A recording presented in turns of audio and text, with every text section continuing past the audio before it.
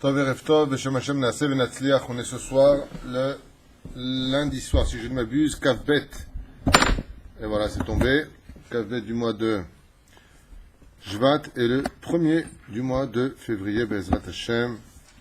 On dédiera ce shiur pour la tzlacha de Jacques Serror, David Shmuel, Nissim Cohen Ayakar, Kol Am Israël, tous ceux qui nous soutiennent. Pour l'élévation aussi de l'âme de Desha Bat Setefana. Pour Roger Hamouch Ben Varda, puisque Yom Hamishi c'est son année. Shmuel Sami Ben Elisa Alava Shalom. George Saadia Ben Chana. Et l'âme aussi de ton beau-père qui est parti aujourd'hui, que Dieu repose son âme, j'ai nommé Moshe Ben Chana. Ruach Hashem Tenachenam Began Eden Elion. On est dans le 4e volume du livre Sod HaChashmal, Paracha de Teruma. Même si ce qu'on va étudier est en rapport avec la suite de ce que nous avions fait Baruch Abba et Yaakov. La semaine dernière, nous avions parlé brièvement du corps humain. Et là, on va parler du cœur. On avait parlé du cerveau, on avait parlé de la colonne vertébrale, on avait parlé de pas mal de choses. Et là, on arrive vis-à-vis de la Torah, on va parler du cœur. Sujet très important puisque le cœur est considéré par le Talmud comme étant le membre principal pratiquement de tout le corps humain, même si on a vu que sur la colonne vertébrale, rien ne marchait droit dans le corps et qu'on ne pouvait se tenir debout. Voyons un petit peu ce que les sages nous livrent sur le cœur. Le Zohar HaKadosh, dans les Tikkunim HaZohar, à la page 140 Amoud Aleph, nous dit Alev ou Mizbeach, puisque nous avions expliqué, pour ceux qui n'étaient pas là dans les cours précédents, que tout ce qui se trouvait dans le Beth Amikdash, tout ce qu'on pouvait voir dans le temple, a été reconstitué dans le corps humain. Et c'est pour ça que l'homme s'appelle Mikdash Muat. Il n'y a pas qu'une synagogue qui s'appelle le petit Beth Amikdash. Chacun de nous sommes aussi des petits Beth Amikdash. C'est pour ça que le verset nous dira Ve'asuni Mikdash ve'shachanti betocham. Faites-moi un Mikdash que je puisse résider en vous. Mais de quel membre il parle? Il parle de tout le corps humain, chaque membre qui est purifié, qui fait des mitzvot, des bonnes actions, eh bien, il peut reposer dessus. Le membre le plus dur d'après vous, petite question comme ça, rapide, quel serait le membre d'après vous? Plutôt, allez, donnez-moi 3 membres dans lesquels il est très difficile pour la Shekhinah de résider. Yeux, excellente réponse. Moi, c'est ce que j'aurais répondu. Pourquoi les yeux? Parce que les yeux sont furtifs tout le temps à droite, à gauche, on regarde, on met des clipotes et on met des clipotes. Ce qui fait que, un petit exemple comme ça, si vous venez vous asseoir sur une chaise et que vous voyez que la chaise est pleine de poussière, vous vous asseyez? Pourquoi non? Parce qu'elle est sale. Chaque fois que nos yeux regardent quelque chose de sale, la Shekhinah ne peut pas s'y installer parce qu'elle est pleine de boue et de poussière. La deuxième chose, j'ai entendu le mot bouche, excellente réponse. Notre langue, nos lèvres, si elles sont remplies de mirma, de mensonges, d'arnaques, d'insultes, la Shekhinah ne peut pas reposer sur nos lèvres.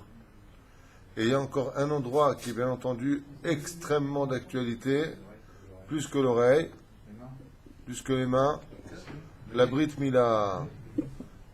Toutes les avérotes qu'un homme il fait avec la Brit Mila, qui est la Chotemet d'Hachem.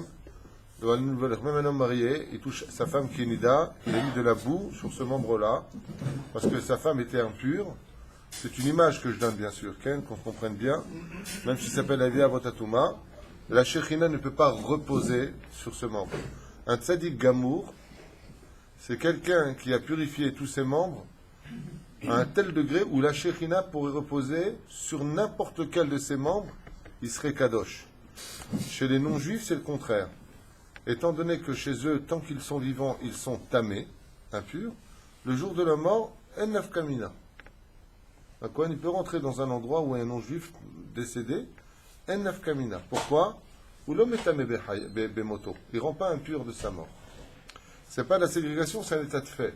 C'est-à-dire, le juif rend tamé impur quand il est mort, le goy, il ne rend pas impur quand il est décédé. Ce qui fait que quand Bil'am Aracha, par exemple, a dû voir le peuple juif, comment la Shekhinah donc a-t-elle pu résider chez un homme qui avait rendu tous ses membres impurs, puisqu'il était vivant? Les sages nous disent qu'il a dû lui crever un œil. Hachem lui a fait perdre un œil, son œil était mort. Et étant donné que le membre de l'œil était mort, Donc il n'est plus impur. Donc la Shrina a pu résider sur son œil. Pour nous expliquer combien il est important de chercher à rendre tout ce que nous sommes, tout ce que nous faisons, Be'ezrat Hashem, dans le service divin, pour que la Shekhinah, le côté féminin, entre guillemets, si je peux me permettre de le dire comme cela, dévoilé, puisse reposer sur vous. Donc des mains qui ont versé du sang, Zera Levatala, vous êtes certain que Dieu ne peut pas résider sur ces mains-là. Des yeux qui regardent les interdits de la Torah, Dieu ne peut pas résider dans ses yeux. Et quel résultat nous avons à cela?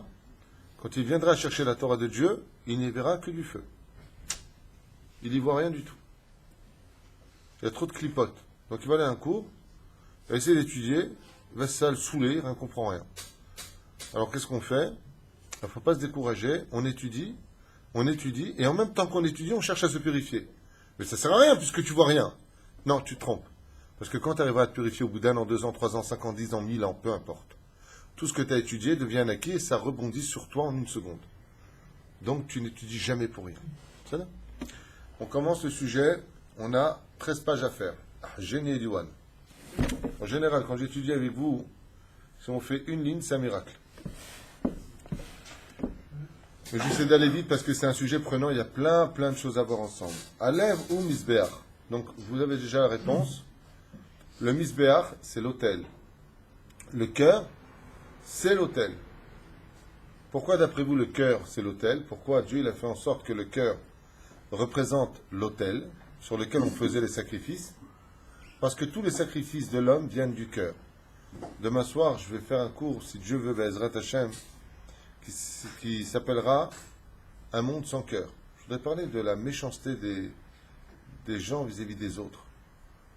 Méchanceté dans les divorces, dans les relations entre frères, dans les relations entre amis, dans le travail, de l'ingratitude.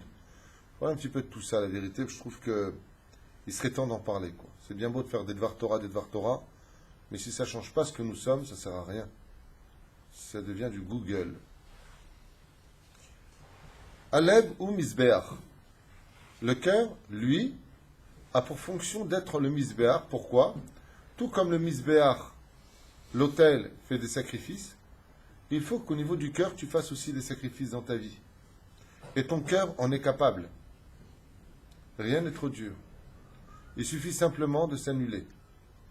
Chez Bodam à Korbanot, vous pourrez peut-être m'expliquer quelle fonction a le cœur.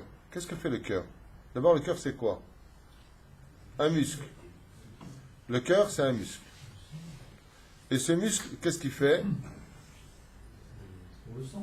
Oh, excellente réponse. Fait. Est-ce que quelqu'un pourrait me dire qu'est-ce que fait exactement le cœur dans le fonctionnement du corps humain? Première chose, c'est le moteur du Zerem Bavridim chez la dame. C'est-à-dire qu'en fin de compte, imaginez maintenant, vous connaissez les soufflets comme ça, tu appuies comme ça et tu as du vent qui sort de l'autre côté. Le cœur, qu'est-ce qu'il fait? C'est lui qui va donner la vitesse dans nos veines pour aller le plus vite possible. C'est pas un cours sur l'anatomie humaine, juste pour comprendre. Pourquoi Dieu il a fait en sorte que ça se passe comme cela. C'est tout ce qui fait le cœur. Donc le cœur est un muscle qui va pomper, de par sa puissance au niveau des muscles, il appuie et le sang circule. Parce que si le sang ne circule pas dans les veines, c'est que le mec il est le chef et le couginet. Il est mort. C'est pour ça d'ailleurs qu'on prend le pouls. Aïe, aïe, aïe, aïe, aïe. Et d'après vous, c'est tout ce qui fait le sang? Le cœur? Il nettoie aussi. Il nettoie. Oh, qui a dit nettoie?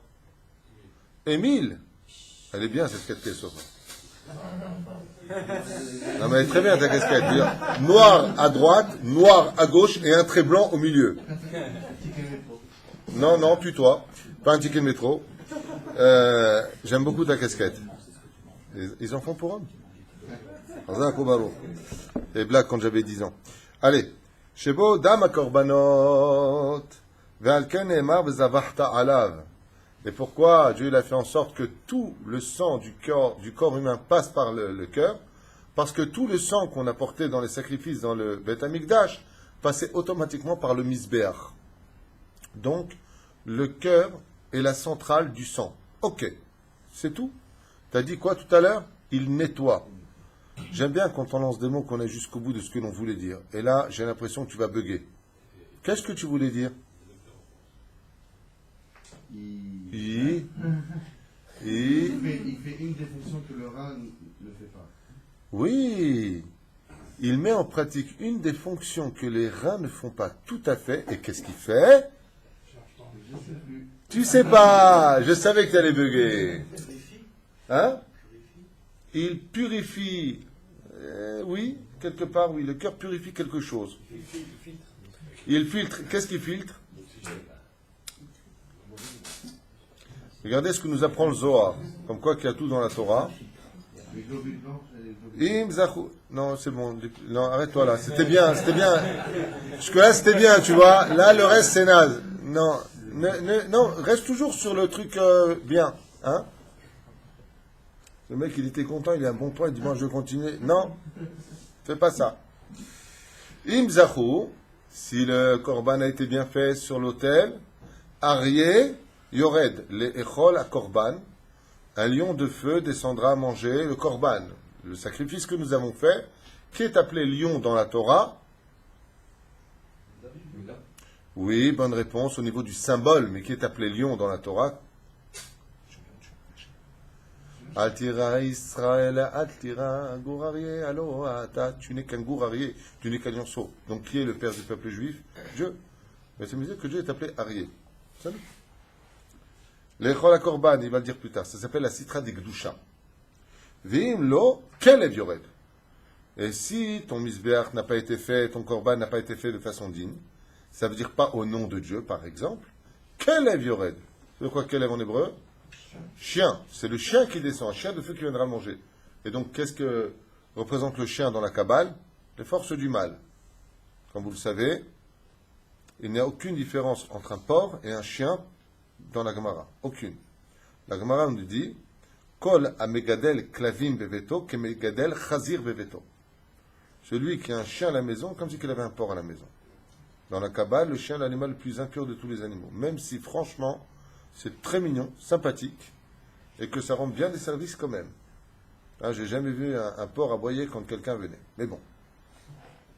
Juste pour que l'on se tienne au courant, le chien représente, comme vous pouvez le constater dans les Teilim, Kelev Yechidati, comme ce chien qui tourne autour de mon kever. On avait expliqué que les démons ressemblent à des chiens. Et le chien est assourd à la maison, c'est assourd. Le chien doit être attaché avec des chaînes en fer à l'extérieur et bien tenu pour que les pauvres, malgré tout, puissent rentrer. Qu'est-ce qu'il dit? Non, j'ai un petit chien à la maison, c'est vrai qu'il me donne, c'est pas à nous, c'est à notre... Non mais attends, je t'arrête. T'as un chien à la maison, c'est pas à toi, c'est à la voisine. Je suis pas Mireille Dumas, moi. Mais qu'est-ce qu'on peut faire? On le jette? Non, Chaz V'Shalom, faut pas jeter les chiens. On n'a pas le droit, ma petite homme. Non, il y a des halakhot pour cela. Celui qui a acquis un chien, il se doit de veiller à ce qu'il aille chez une autre personne, une autre confession si possible, et qu'il soit bien traité. On n'a pas le droit, le pied halakha. Je voudrais juste finir cette parenthèse, parce que tu as posé une question qui est hors sujet. Ceci étant, mais je veux quand même y répondre. On n'a pas le droit d'abandonner son animal sur la route, c'est strictement interdit. Il y a Tsar Balechaim, cet animal va avoir mal. Et on en reparlera d'ailleurs demain, ça fait partie du cours de demain. C'est là? Non, demain, si vous venir au cours, il faut mettre une perruque et une jupe, c'est pour les femmes, la typologie. Bon, on peut peut-être faire le cours, mettez-lui du scotch. Vous voyez, et le misbéach, tout comme l'autel était l'endroit où on déversait le sang, dans le corps humain, le sang vient se déverser dans le cœur pour repartir comme une pompe à toute vitesse de l'autre côté. Et madame Zochel Echol Leshem Shamaim Ketil Kaman. Et si un homme, Bezrat Hashem, il a le mérite de manger les Shem Shamaim. Pourquoi de manger les Shem Shamaim? Dans le monde réel dans lequel nous sommes, je vous l'ai déjà dit, il y a plusieurs choses qui représentent le temple. Petit 1, la synagogue. Petit 2, la maison de la personne. Petit 3, le corps humain. Dans la maison de la personne, qu'est-ce qui représente le misbéach? La table. Et qu'est-ce qu'on fait sur une table? On mange. Ce qui fait que chaque fois qu'on mange à table, on ressemble à un Kohen Gadol qui veut nous consommer de notre repas. Si maintenant ce que je vais manger, je le mange les Shem Shamaim, non pas parce que c'est bon, et je mangeais mon entrecôte parce que j'ai besoin de fer pour mieux servir Hachem, de protéines. J'ai besoin de manger pour être fort éveillé dans mon étude de la nuit, par exemple. Je ne vais rien faire pour moi personnellement. Je vais faire tout ce que je peux pour que mon corps serve Dieu. Le résultat est le même au niveau de la nourriture, c'est juste au niveau de l'intention que les choses changent. C'est-à-dire que je ne veux pas trop manger plus, je n'ai pas besoin de manger plus. Pourquoi? Moi, je vais déjà bien. Ça ne va pas plus m'aider à servir Hachem. C'est comme boire du vin. C'est comme pour toute chose. Tu bois un verre de vin pour être joyeux, c'est bien. Tu bois un verre de vin et ça va t'emmener vers la tristesse pour oublier tes soucis, c'est pas bien. C'est là. Pas d'oublier ses soucis. Il n'y a pas de soucis. Les soucis, ils viennent par rapport à la dimension qu'on veut leur donner. Faut de la émouna, c'est tout. Adam shebe'ibo umprinat dam ala mizbeach. On l'a déjà dit. Kuzem ramazor hakadosh shari yored lechol hakorban ve'im achilato ena leshem shamayim are zochel esitra hara. En deux mots, ce qu'il vient dire ici, c'est que si une personne, Bezrat Hashem, a le mérite de manger à sa table leshem shamayim, donc au nom d'Hachem, c'est le roi des rois, qu'on appelle le lion, qui viendra consommer de ce qu'il a pris. En d'autres termes, je vais traduire un langage plus simple pour nous. Dans le cœur, nous avons deux côtés, le gauche et le droit. À droite, le Yetzeratov, à gauche, le Yetzerara. Dans le même cœur, nous avons deux forces. Qu'est-ce qui vient sonder? Qu'est-ce qui vient faire comme différence? Il vient sonder tout simplement le cœur. Le cœur vient sonder tout simplement si ce que tu as mangé était au nom de Dieu ou au nom de ta dépense personnelle. Si ce que tu as mangé c'était une seudat mitzvah, tu as sorti ta femme au restaurant, Baruch Hashem, tu es content, tu lui donnes le sourire, tu fais une seudat mitzvah au nom d'un tzaddik, peu importe, alors c'est les forces du bien qui sont en toi qui viennent consommer cette nourriture qui passe automatiquement par l'estomac, ensuite le foie, est irrigué dans le sang et qui arrive donc automatiquement où? Au cœur. Et là-bas, il va faire le travail de la kavana de qu'est-ce que tu as mangé. Dans quelles conditions tu as consommé ton plat. Si ce que tu as consommé était une saoudat mitzvah, c'est le côté droit du cœur qui vient se nourrir et automatiquement, grâce à cette nourriture, tu auras beaucoup plus de force de vaincre ton Yetzerara et tes envies. Mais si de l'autre côté, ce que tu as mangé, c'était que pour ton palais, comme le dit le Rambam dans Ilchot Deot, ne mange pas comme le chien. Comme ça dit le Rambam. Pourquoi? Car les chiens ne mangent que ce qui est bon à leur palais. Ils ne mangent que pour eux-mêmes. Donc qui vient consommer? Il dit ici, le chien vient consommer. De qui il parle? Du Yetzer Hara. Veroim Mizbeach Avne Bishivron Lev, Libi. Veroim Sham Mizbeach Umprinat Lev, comme on l'a dit, Vechem Lev et Samuel et Malchut. Et c'est pour cela que dans les 10 sphirotes, nous avons Keter, Chochma, Bina, ensuite nous avons Chesed, Tiferet, Chesed, Gibura, Tiferet, Od, Netzach, Yesod et Malchut. D'après vous, le cœur, bon ça c'est une question à 2 francs, hein. Le cœur, il correspond à quelle sphira? Allez, je vous aide, un indice. Pensez à Sukkot, les Arbat Aminim. Le Etrog rappelle quoi au niveau du membre? Et au niveau des personnages? David Ameler. David A. Meler. Donc le cœur correspond à quelle sphira? À la Malchut, à la royauté. Fait? Au niveau des sphirotes, sachez que le cœur correspond à la Malchut. C'est pour ça qu'un homme qui veut être roi dans ce monde, il faut qu'il soit un bon roi. Donc il est un bon cœur. Qu'est-ce qu'on appelle un roi dans son corps? C'est celui qui a un bon cœur. Qu'est-ce qu'on appelle un mauvais cœur? Vous savez comment on dit à un homme avec un mauvais cœur en hébreu? Lev ro'a. Un souffle dans le cœur qui est mauvais. Ça s'appelle un mauvais cœur. Malchut velachen haya gavoa eser amot. וכן המזבח היה בחלקו של יהודה ונכנס לתוך חלקו של בנימין, כמובן בגמרא, מסכת זכרים, ק"ח עמוד א', יהודה ומלכות. Et c'est pour ça que le temple qui est représenté sur le territoire de Binyamin, d'après vous, question simple, le Beth Amikdash était posté sur quel territoire? Celui de Binyamin. Tout le Beth Amikdash? La moitié du Beth Amikdash.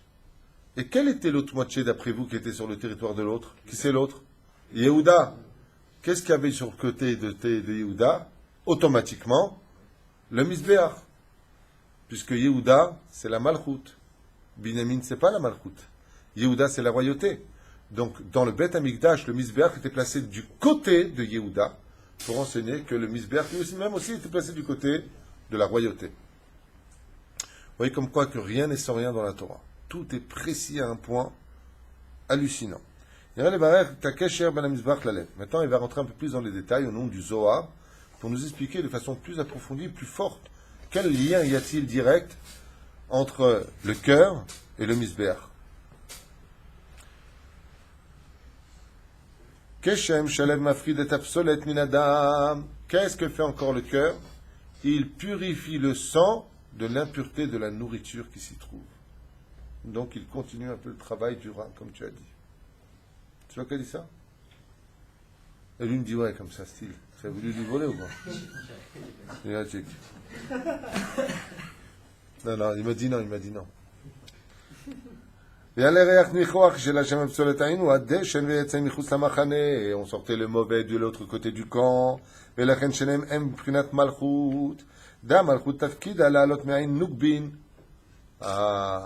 quel était donc le rôle de la Malchut? Me'ain Nukbin, c'est un des degrés les plus élevés. Faire descendre d'en haut la Malchut d'Hachem. Oh! Eriko de la Castigliano.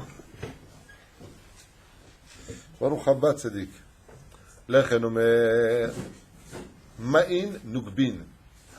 Si j'arrive, Bezrat Hashem, à manger de la nourriture, des kavanotes qui viennent de ce monde, automatiquement, j'ai mangé de la citra des Gdusha.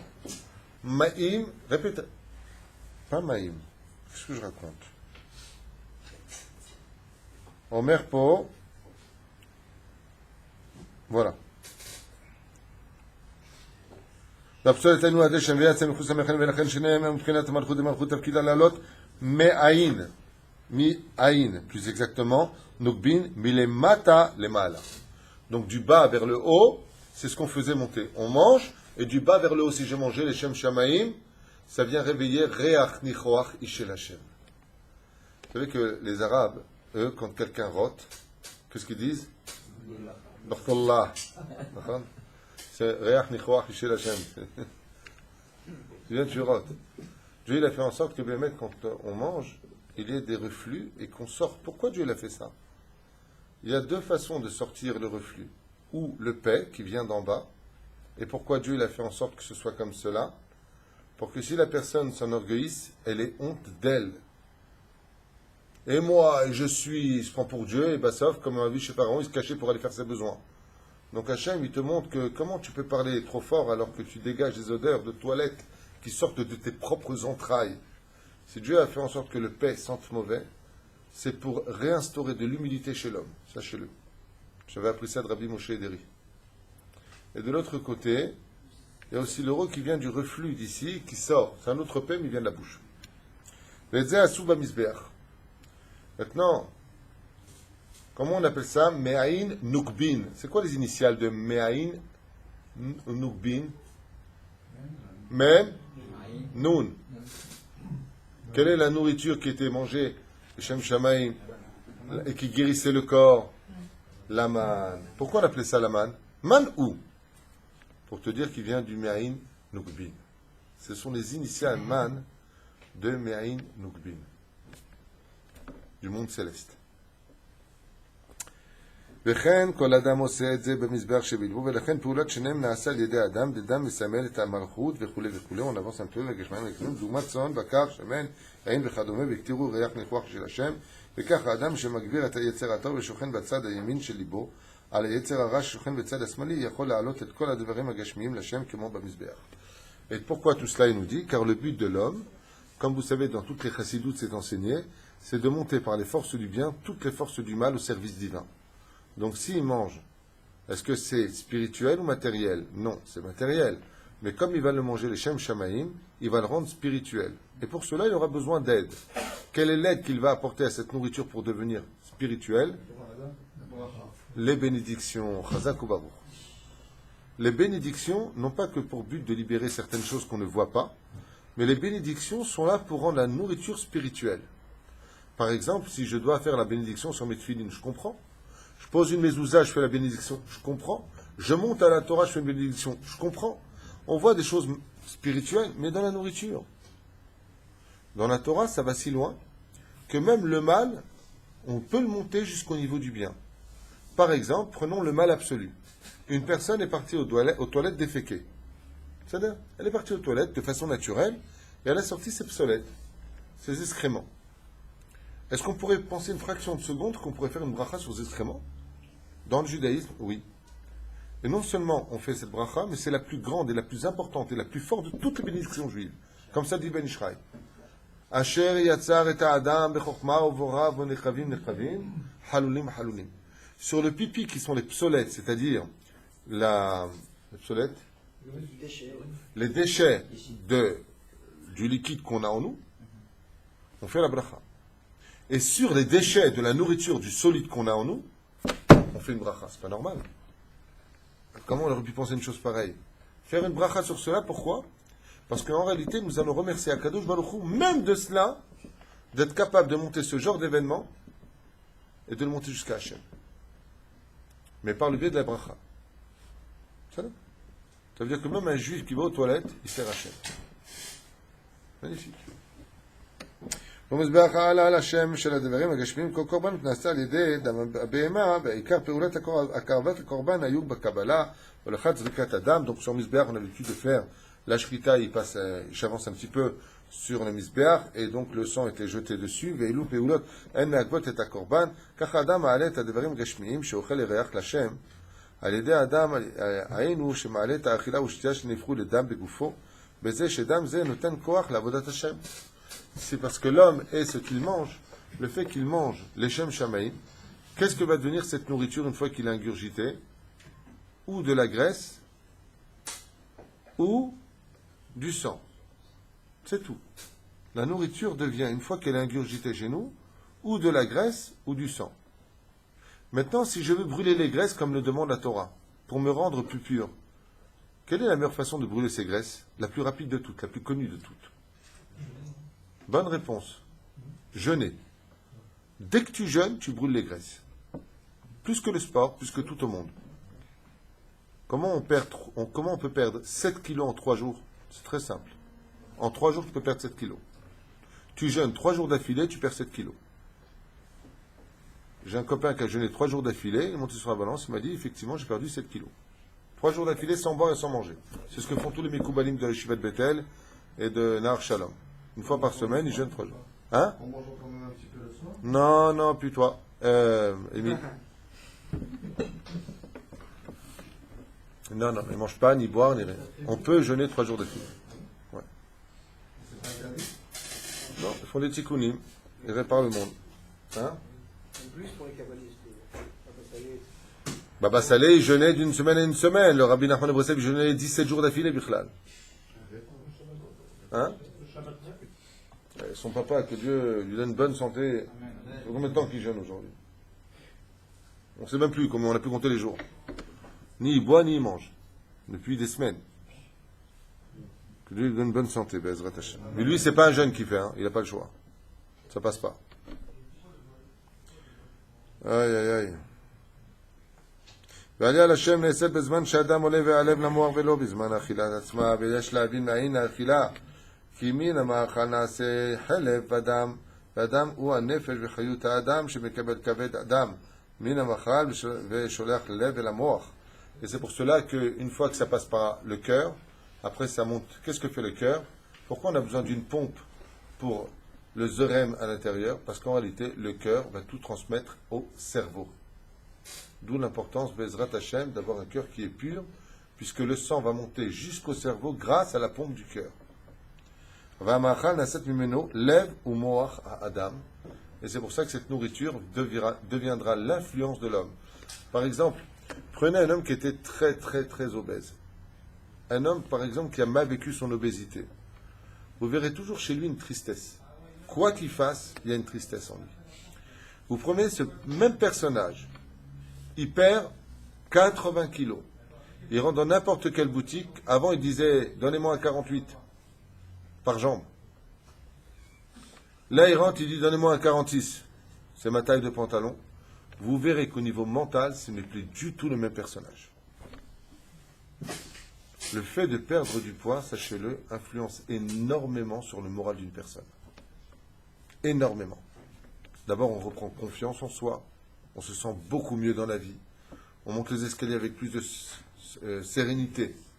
Les gens qui sont bien dans leur peau ont toujours beaucoup plus confiance en eux que ceux qui se sentent mal dans leur peau.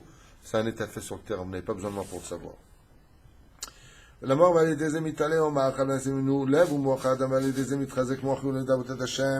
et c'est pour cela que si Bezrat Hashem il arrive par le biais du sang qui va inclure en lui ce que vous avez bien compris, nous sommes ce que nous mangeons.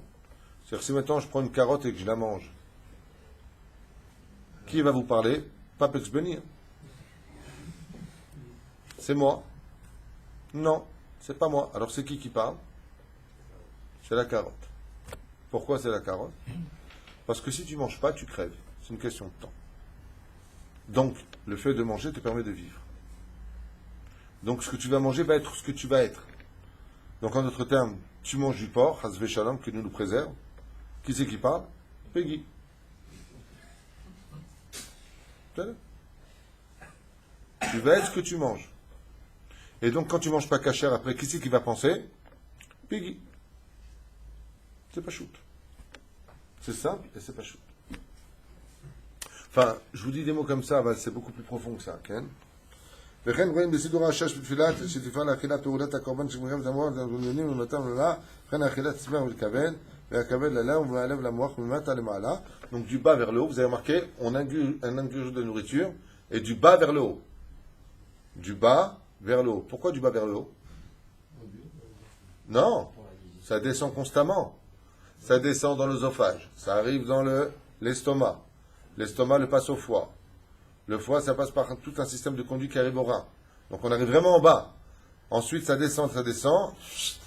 Et une fois que c'est rendu plus liquide, ça se mélange au sang qui arrive jusqu'au cœur. Et après jusqu'au cerveau. Donc ça fait tac et tac. Comme ça dit le Rachash HaKadosh. Min mata le mala ve'ad ensof. Nazé ve'ad ensof. Dans le Likutei Moharan, il ramène ici, dans le Tanina, Tet Zayin. Shenimshach Amazon ve'na'asa mimenu berurim. Tout cela pourquoi, dit Rabbi Nachman? Pour faire l'éclaircissement et le tri du bon et du mauvais de notre nourriture sur terre, kegon advua. Comme par exemple les récoltes. Sharbe mimena ochlim behemot. Comme beaucoup d'animaux les mangent, par exemple. Vachakar mitbarer od. Ochlim mimenu akum. Ou par exemple, la nourriture qui est mangée par les animaux. Ou d'autres qui sont mangés par les Ovda Vodazara, ceux qui font de l'idolâtrie. Jusqu'à ce que cette nourriture a le mérite d'arriver sur la table d'un Israélite. Baruch Hashem, combien il va falloir faire de Berurim, parce qu'on ne sait pas qui est derrière tout ce qui a été fait. Et il faut savoir qu'il y a aussi un tri à faire quand nous mangeons. Ad shemitbarer venasim mehem imre shefer da'ayenu brachot mevarchim alehem techila basof. Et qu'est-ce qui vient faire le birour? Qu'est-ce qui va faire la différence de cette nourriture que nous allons aider déjà à se purifier pour que dans notre corps, ce soit encore plus facile? En d'autres termes, imaginez qu'on ait besoin de tamiser à un haut degré une nourriture quelconque. La première tamisation, je ne sais pas si ça se dit. Non? Être capello? Tamisation? Non? Bon. Alors le premier tamis qu'on mettra en pratique, c'est quoi? Que cette nourriture soit cachée. Est-ce que c'est suffisant? Non. Non. On va faire encore un tamis. Lequel? La bénédiction. Et on va encore faire un tamis. Manger les Shem Shamaim. Je reprends maintenant dans le texte. Ochelin akum vechol vechol. Ad shitbarer. Ad she'adam itpalel alav techila vasof. Il a fait la bracha avant et il a fait la bracha après. Parce qu'il faut savoir qu'on doit servir Dieu dans ce monde par le biais de la nourriture. Et c'est pour ça qu'on a dit que Ishe reach nichoach lachem, achila ou shtia, ça fait les lettres du mot esh. Pourquoi Dieu il a fait en sorte que les initiales du mot boire et manger, nourriture et boisson, forment les lettres du mot esh pour t'enseigner qu'il n'y a pas plus spirituel au monde que la nourriture. C'est pour ça que toutes les mitzvot que nous faisons, bar mitzvot, mariage, sium masechet, brit mila, Tout ce que vous pouvez chercher. Ne se faites pas s'il n'y a pas à boire et à manger. Quelle est la plus grande fête de tout le judaïsme? Celle qui restera jusqu'à la fin des temps. La plus grande fête. Purim. Quel rapport? Je n'ai pas demandé quelle était la plus grande Séouda. La plus grande fête de tout le judaïsme, c'est la fête de Purim. Quelle est la mitzvah principale de Purim? Le Mishté. Le Ben Ishraï dit que tout le Ikar de Shabbat, c'est la table de Shabbat. C'est incroyable. L'étude, l'honnêteté de l'Israël, Torah, Shabbatot, Yamim Tovim. Et la Shasok Batorah Bilvad. C'est là que tout le Inyan. Le Etz Chaim se trouve dans la nourriture. La reine il disait, le Gematria, pourquoi maintenant? Combien ça me fait le mot Esh en Gematria? Aleph, Shin. Aleph, 1. Shin, 300. Yetzer, formation. Yetzer, ça fait combien Gematria? Yud, 10. Sadi, 90. Resh, 200. En tout, 300. Et pourquoi c'est pas 301? Il te dit parce que c'est à toi de compléter la kavana par 1 de ce que tu veux faire. Tu manges au nom de qui? De toi ou d'Hachem. Donc Gematria Esh. Yetzer Gematria Esh. D'Achila Ushtia, Yesh Bezer Achizal et Yetzerara. Ou Yetzeratov. Pourquoi on nous dit ici que Achila Ushtia, les initiales forment les mêmes lettres que le mot Yetzer? Dieu, il n'a pas dit dans quel cas Akadosh Baruch Hu, il n'a pas dit dans quel cas quand tu vas boire ou manger tu vas nourrir quel Yetzerara. Donc Esh Gematria Yetzer. Yetzeratov ou Yetzerara? Dieu il te dit je te laisse ça dans tes mains. C'est toi qui décideras si ce que tu vas manger Zetov ou Lotov. Quel est le moment où les chitzonim sont le plus forts dans la journée? 24 heures. Quel est le moment où les chitzonim, c'est-à-dire les forces du mal, sont le plus forts de toute une journée de 24 heures? À quel moment? La nuit. Oh. Donc quel est le moment où c'est le plus dangereux de manger? La nuit. Donc qu'est-ce qu'on doit faire la nuit? Manger peu. Surtout fais très attention la nuit. Mange léger. Atratzot Laïla. Après. Hein? Pourquoi sauf Shabbat? Parce que Shabbat c'est Yom Kol Hayom. Shabbat c'est du jour tout le temps. Comme on ne fait pas été par exemple la nuit. Shabbat tu peux faire la nuit. Yom Tov tu peux faire la nuit. Aval Perouch Adavar, que comme Shabbat il est. Non. J'avais fait un cours sur ça il y a longtemps, qui s'appelle la table du roi, je ne sais pas comment j'ai appelé ça. Non. La différence entre Shabbat et un jour de Chol, c'est que la nourriture de Shabbat vient du Etzraïm, tandis que la nourriture du Chol, elle vient du Etzadat Tova. C'est toute la différence. Donc au contraire, le Rabbi Lubavitch, j'avais même dit à l'époque, il avait ramené un très beau mamar qui disait, on ne dit pas Bete Avon pendant la semaine, mais on dit Bete Avon pour le Shabbat. Parce que la Ta'ava de Shabbat, elle est Kadosh. L'envie de Shabbat, alors comme on dit, il dit la briout, les haïm, quand tu manges pour la briout, que tu sois sain, avant pour le Shabbat, qu'est-ce qu'on dit? Bete Avon. Le Rambam il dit la semaine, on doit aussi jusqu'à un quart de sa faim manger. Chez les Tunisiens, ça ne veut rien dire. Mais chez les gens normaux, un quart, c'est connu. Enfin, nous, c'est incroyable. Nous, on mange un sandwich tunisien une fois. Dis-moi, la brique, elle est bonne, tu crois? Attends, t'as déchiré 3000 carreaux. Et le chausson, il n'est pas cuit. Hein? Fais voir, je goûte. Bertola, nous, on a un grand cœur et un grand estomac. On aime bien manger. Un Tunisien au régime, c'est un Tunisien malade. On adore manger. Je ne connais pas un Tunisien qui n'aime pas manger. Les Algériens, grâce à lui, ils n'ont pas ce problème. Ah non, mais je vis avec. Hein. Ah, ils n'ont pas ce problème du tout. Hein? Oh, enfin bon. Marocains, ils sont vraiment bien pour ça. Non, c'est vrai, les Marocains, je vois, ils mangent bien. Un plat. Nous, c'est 3 plats. Hein?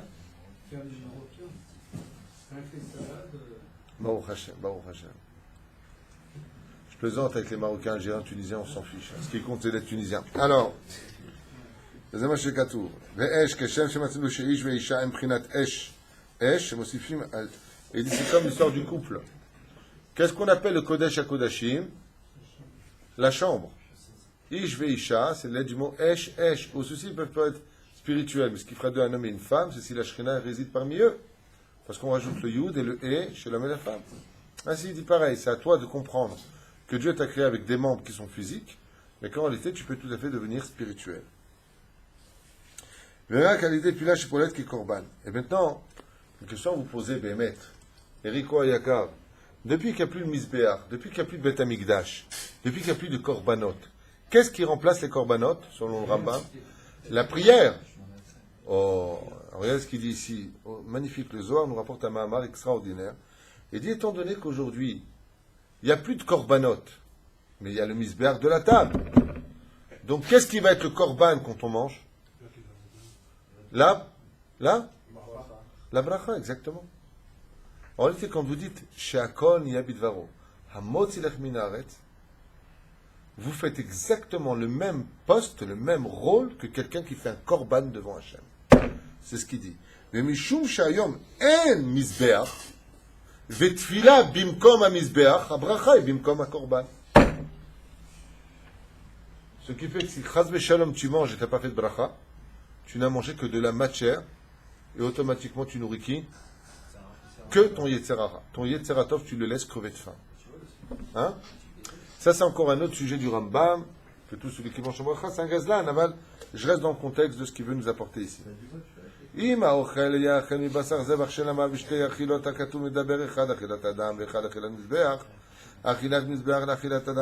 c'est un peu compliqué.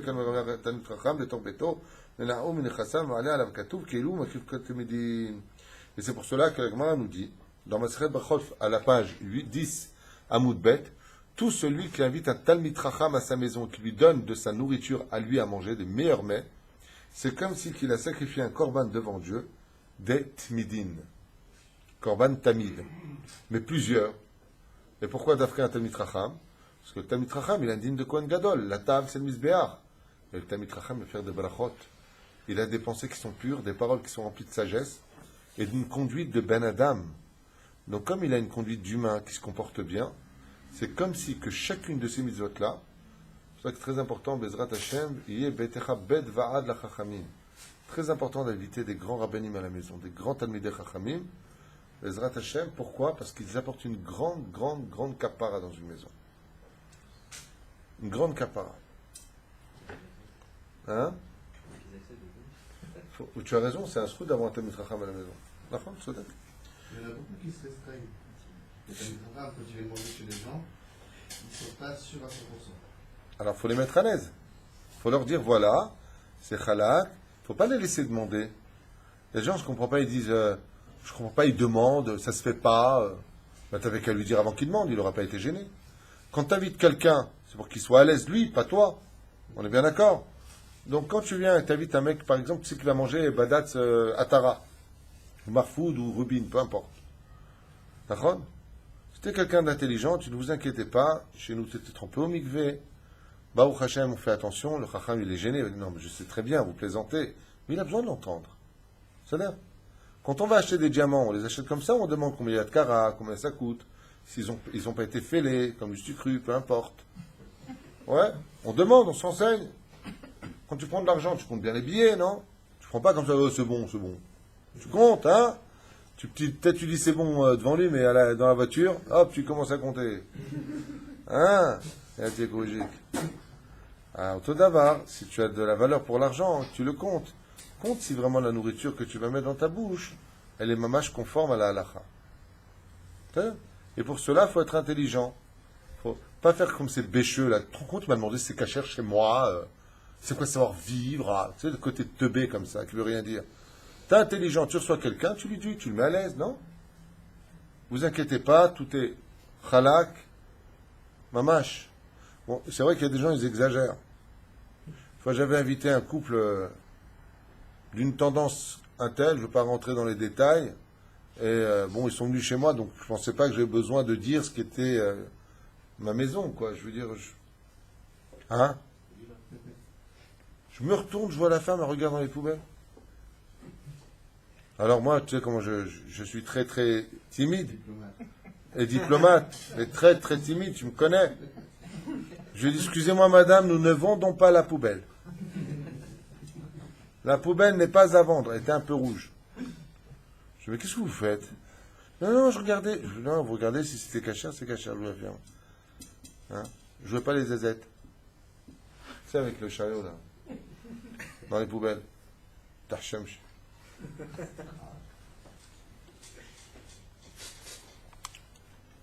sais pas si elle s'appelait comme ça, je ne me rappelle plus du nom. Enfin bon.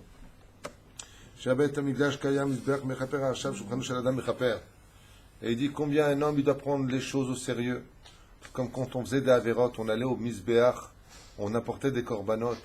Il dit sache que la table dans laquelle tu manges, sur laquelle tu vas manger, elle fait la capara de tes fautes. C'est pour ça qu'un homme doit être très vigilant quand tu viens à table. Doucement les brachot, c'est le principal, pas ce qu'on va te servir. Même si c'est des pâtes à la bolognaise, punaise. Le principal, c'est le boré miné maisonnot que tu vas faire dessus. ועל האכילה קראו נהפך את האכילה להיות כקורבן במדבר, וכן כתוב בזוהר הקדוש פרשת וישלח עין ו' עמוד ב' שרבי חזקיה אמר לרבי יוסי שקיטור העשן של הסיר הוא מבשל כמו עשן המזבח. Un jour, Rabbi Chizkia, il a dit à Rabbi Yossi, il y avait une marmite avec de la fumée qui sortait comme cela, un sir lachatz, on dit en hébreu, comment on dit en français, une cocotte minute. Et il lui a dit, sache que la fumée qui s'échappe de là-bas a la même valeur aux yeux que le réach nichoach, que la fumée qui montait sur le misbéach. Tellement ils avaient du respect pour la nourriture. Ils n'avaient pas simplement du respect à Botaï, parce qu'ils vont faire une bracha ou qu'ils vont se nourrir les Shem Shamaim. Combien on se doit d'avoir du respect pour des animaux qui sont morts pour qu'on les mange. C'est pas stam. On a fait une shrita à un animal qui t'a rien demandé. Il est mort cet animal pour toi. Comme Adam Tzechle Isaer, combien de kavod on doit avoir pour ça. Quand tu prends une carotte que tu l'arraches, scientifiquement, c'est prouvé qu'elle crie cette carotte. Vous saviez ça? Les légumes, quand on les cuit, les scientifiques ont découvert qu'ils hurlaient. Vous saviez ça? Une vidéo qui a été faite en Australie. Ils ont mis des appareils hyper sophistiqués, je ne sais pas comment on appelle ça, on ne va pas perdre de temps. Et ils se sont rendus compte que chaque chose vivait. S'il avait posé la question à un rave, il aurait su sans le faire, l'expérience. Tout ce qui porte un nom porte une âme. Donc quand tu fais cuire les carottes, de l'expression les carottes sont cuites, c'est qu'automatiquement tu as fait cuire quelque chose d'important. Pourquoi c'est important? Parce qu'il y a un nefesh à l'intérieur. Et s'il y a un nefesh à l'intérieur, tu dois le respecter. Tout ce qui porte un nom porte une âme. Quand tu fais cuire quelque chose, il y a une âme dedans, alors il faut respecter. Il faut respecter la nourriture. Même les non-juifs le savent. Ne joue pas avec la nourriture. Ça va, Émile, tu t'en remets? Émile, il va rentrer ce soir, il va dire à sa femme, écoute, mais mange bien. Vous savez comment on reconnaît un vrai Talmid Chacham? Uniquement. Ni quand il prie, ni quand il parle de Torah, ça Google aussi sait le faire. Non. Un vrai Talmid Chacham, c'est quand est-ce que tu le vois? D'ailleurs, dans les yeshivot, des fois, tu te rends compte de ça. Ils ouvrent à peine les portes, et ça court, et ça serre à toute vitesse. Un vrai Talmid Chacham, il a du respect pour la nourriture. Mange doucement, sauf s'il y a du flan, ce qui paraît. Mais, non, s'il y a du flan, moi, je n'ai pas de retenue, je fonce. Aval, Kei Karon, il n'y a pas tout le temps du flan. Hein. Aval Kei Karon, comme ça tu as un Talmid Chacham, comment il mange à table. Mais attention, hein, pas celui qui est constipé, tu sais. Les gens, ils mangent bizarre. Les Danmourim, que Dieu les bénisse. Je ne critique pas. Hein. Des Danmourim, c'est des rabbanim de grandes keilotes comme ça. Ils plantent la fourchette, ils font... Je ne sais pas comment ils font, je ne sais pas quoi ils pensent. Je ne critique pas encore une fois, je suis simplement un peu choqué de... Tu sais, elle mange normalement, je sais. Hein. Nous, en Tunisie, on avait des très très très grands rabbanim, ils mangeaient comme ça. Alors, dis-moi, hein, tu... cool. C'est un jeu de mots cool, c'est soit cool et c'est cool en tunisien, je veux dire bon, mais c'est pas grave. Enfin bon. אמר יש לקיש, מהי דכתיב? זאת התורה לעולה למנחה ולחטאת להשם, כל העוסק בתורה כאילו הקריב עולה ומנחה בחטאת, ça c'est encore un nouveau sujet. Je m'arrêterai là pour aujourd'hui, même si la vérité, il n'y a peut-être pas eu beaucoup de Hidushim. Et il dit que dans la Gemara d'Ambrachot, Kavvav Amudbet, Tefilot Keneget Milin Tiknun, on le sait, Mekrat Vavoda Shebalev. Ah, on finit juste cette quête-là. Il dit, c'est pour cela que les Chachamim ont institué la prière qui s'appelle le travail du cœur. Et c'est pour ça que quand un homme est malade, quand il a de la tension, quand il a des problèmes de santé, quelle est donc la meilleure façon de se soigner? La prière, puisque toutes les prières viennent du cœur. Et Bezrat Hashem, vous avez remarqué bizarrement, hein, c'est un truc de fou quand même, comment Dieu il fait les choses. Quand on va chez le médecin et qu'on est malade, automatiquement, on est obligé de faire deux choses. On prend la tension, c'est la première des choses. Il vérifie comment va ton sang. Très bien. Et après, qu'est-ce qu'il te donne? Automatiquement, quand tu reviens de chez le médecin que tu as un problème, tu devras boire et manger. Ou plutôt boire et avaler. Et bizarrement, quand tu vas boire et avaler, ce sera que dans une seule et unique idée. Laquelle?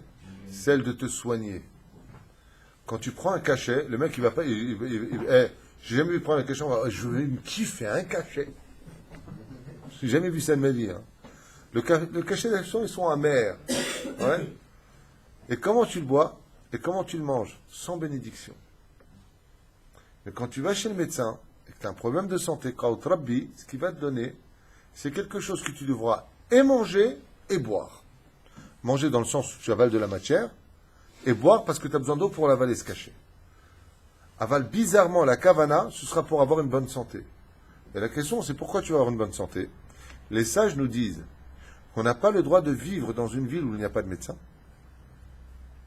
De l'autre côté, quand tu vas manger ou boire ce médicament, ouais, tu vas le manger pour une seule kavana, avoir une bonne santé. La question, c'est pourquoi tu veux la santé?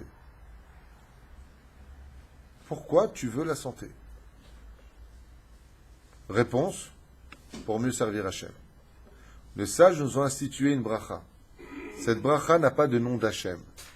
Chaque fois qu'un homme devra prendre un médicament, il devra dire à Hachem. J'ai lu ça dans un livre il y a très longtemps, je n'ai pas de référence de tête maintenant, mais je l'ai lu dans un livre il y a très longtemps qui disait, et n'oublie pas, quand tu prends ton médicament, de ne pas oublier que ce n'est pas le médicament qui te soigne, mais que Dieu a donné la ségoula, c'est-à-dire le remède à ce médicament, de te soigner. Donc d'abord tu remercies Hachem et tu dis, Ribono Shel Olam, je prends ce médicament comme une ishtadout, même si je sais que c'est toi qui me soigne. Le Pérouche d'abord. Ne crois pas que c'est le médicament Goufo qui te soigne. Mais c'est parce qu'Hachem a mis dans ce médicament le potentiel de te soigner de telle maladie. C'est ça?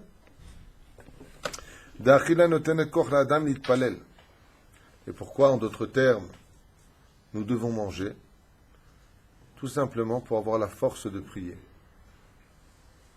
Qui est le but de ce monde. Et pourquoi prier? Parce que ça s'appelle Avoda Shebalev.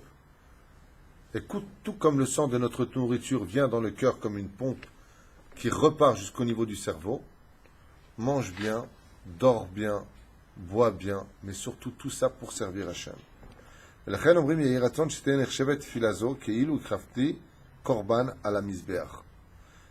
un Noussar qui dit que quand tu as fini de manger, ou avant de manger, tu dis qu'il plût à tes yeux, Hachem, que ce que je vais manger soit comme un korban devant toi. Selon le Ben Ishraï, quand on mange sur la table, à chaque fois qu'on fait un repas, selon le Ben Ishraï, on doit dire le Seder des korbanot. Vous savez ça? À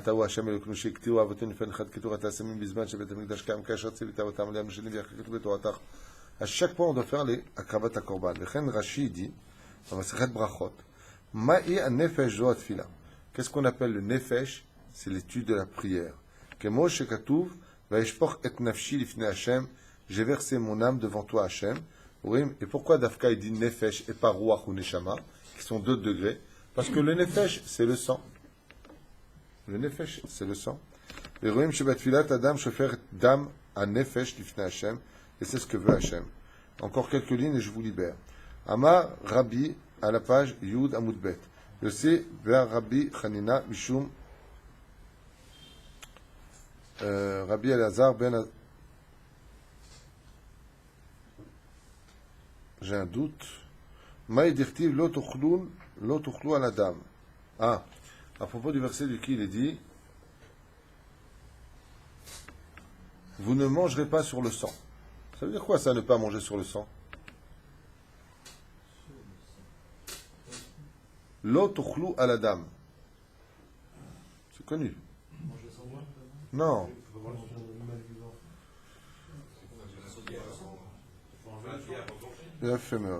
Non. Non. Manger avant de faire la prière. Niré le baer alpi de Brenoud, sur la dame les chol ve la tordam hadash begufo. Étant donné que la nourriture renouvelle le sang, si tu manges avant ta prière, il est marqué l'otochlou dam à la comment c'est marqué là-bas? L'otochlou à la dame. Vous ne mangerez pas sur le sang. Quel sang? Le renouvellement du sang. D'où l'importance de ne jamais manger avant la prière. Sauf si la personne est faible ou malade, dans ce cas-là, c'est permis. C'est vrai. Aval chutz mizeh, nous les Sfaradim particulièrement, pas comme les Lubavitch, il est strictement interdit de manger avant une prière si tu n'as pas de besoin de manger. Et ne tombez pas dans les chariades à 2 francs 6 sous de gens qui vont te dire ouais, mais nous on mange pour prier, tandis que vous priez pour manger. Excusez-moi, j'ai jamais prié pour aller vite manger, moi. Ni moi, ni mes amis d'ailleurs. Tu raconteras ça à des gens débiles. Bah, au Hachem, on prie, on est bien, et après on va manger, et tout va bien grâce à Dieu, comme le font tous les Sfaradim. Il y a toujours des pitgamim, des proverbes débiles qui sont inventés par des gens. Nous on mange pour mieux prier. Voilà, pas besoin de manger. Un bon petit café suffira très bien. Tu manges avant de manger, Eric? Tu manges avant de prier? Café. Tu manges, toi? Égal? Toi, tu manges plus du tout, toi. On ne voit plus.